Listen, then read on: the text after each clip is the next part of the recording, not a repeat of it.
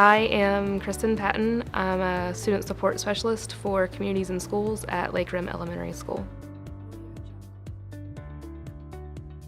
There's never really a typical day because you're always going to have an emotional situation or an outburst so I can't go do my small group today because I need to deal with this, emergent situation or outburst in a classroom or pulling kids to talk about fighting or whatever their situations are. If I'm in the hallway during transitions or during morning duty, or if I walk to the cafeteria, they run up and they're excited and they want to see you. And if they've had a great day, then they want to tell you about it. If they've had a really bad day, then they kind of hang their head like, I'm disappointing you. But it definitely helps when you have those wanting to run up and hug you days. A second grader who his home life is not terrible. He lives with a grandmother, has some interaction with the father. The mother isn't in his life at all.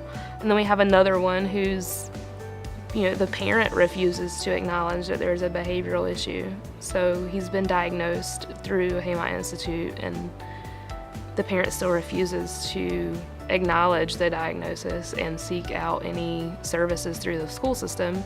There's so many underserved people that no one acknowledges. So there's a high military population. That school has like 66% military affiliated students. And while we do have MFLAC there, which is the Military Family Life Counselor, there's not a lot of other support for those kids in transition or the young military families who may not be able to afford school supplies or clothes or food. Dad was arrested last night, so he's going to act out today. Or, Dad got drunk and, things were crazy at the house last night. Or, Mom never came home, so we don't know what's going on there. Like, the kids are gonna act out when they have a significant life event. Yeah, so they'll tell me what's happening, and then I can pull them out of the classroom or, take them to my office for, a safe place for them to calm down, to, get put back together and ready to go back in the classroom and ready to learn again.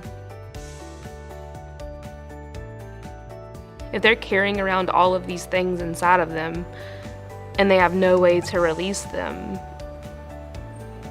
they can't have a positive outlook and they can't change their direction without having someone to guide them in what direction to take.